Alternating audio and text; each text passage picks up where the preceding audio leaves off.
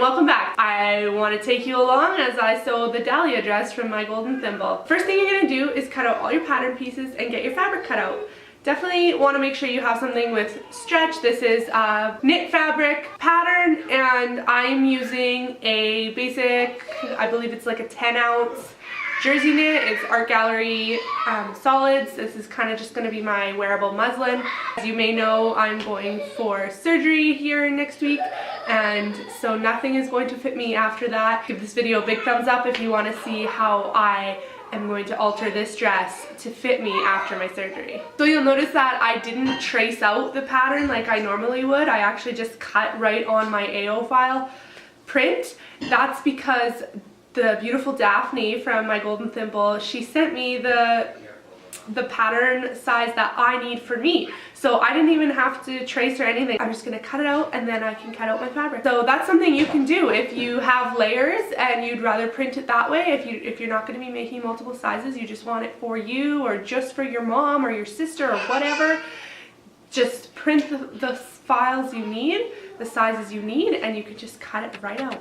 And I definitely still recommend sewyyc for all your printing needs in Canada. Once you have your pattern pieces cut, it's just a matter of putting them all together. She goes through it all in the tutorial that's included when you purchase your pattern. So we're just going to start with the front bodice piece, and then we'll do the back bodice piece, and then we're going to do the skirt, which is just 2 pieces. It's really simple. So you'll notice that the front and back bodice are called a princess cut or princess style. So there's actually curves in it and pieces that are going to follow your bust to give a really flattering shape, and they can be a little bit tricky. She outlines in the tutorial you just want to start where she has her notches, and then you're going to do the ends and then kind of just ease it in with your fingers from there.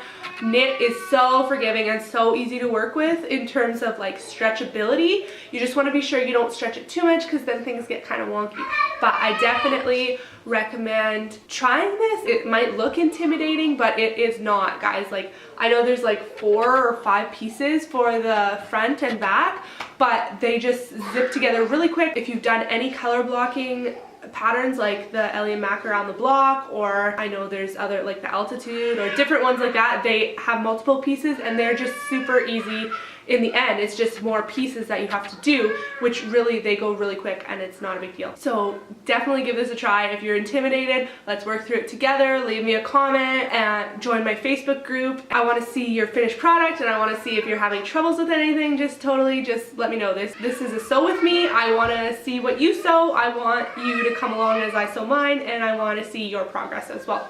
And I'll definitely be posting more about this on Instagram, so make sure you're following me there. So something I really want to mention about this pattern from my golden thimble is it has so many options. There are 3 different sleeve styles, plus, or you could even do a sleeveless, which I was considering. And then she has 3 different lengths. There's mini, mid, and knee length, and you could even make this just into the skirt. She adds the waistband there, so you don't even have to think about it. You just cut it out and you make your skirt. And there's even 2 neckline options. She does the boat neckline, which goes like a little bit wider onto your collarbone, or just the regular neckline. And I'm going to be doing the boat because this dress is a candidate. I actually have 2 options I'm going to be trying for my friend's wedding in July. She's having a Great Gatsby kind of wedding, which I'm so excited about. It's going to be so fun. So think like flapper era, 1920s kind of thing.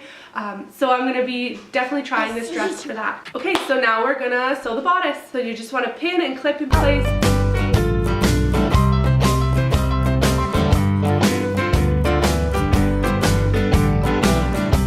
I'm going to attach at the shoulders and the side seams. Skirt is super easy, just 2 seams, guys. Put it together quick, and then you're going to attach it to your bodice.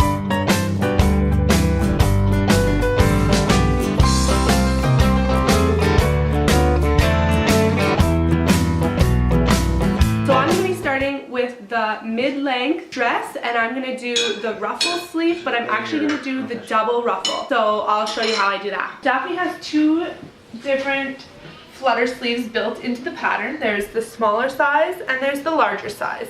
You can do either one or you can do both. So I'm going to go for the double flutter, and to do that I'm just going to lay the smaller one on top of the larger one, both right sides facing up. Now, if you wanted to finish your edges, you would do that first and then lay them on. Since this is just a wearable muslin, I'm not gonna bother finishing the edges right now. They can also be done after, but it would be easier now to just go around and finish it. Your arm is gonna go in here, and then this is the shoulder. So it'll hang like this on your arm, and this will be the armpit. You're gonna sew this part here to the side seam of the bodice, and this will be up at the shoulder seam. And just sew it on like a regular inset sleeve.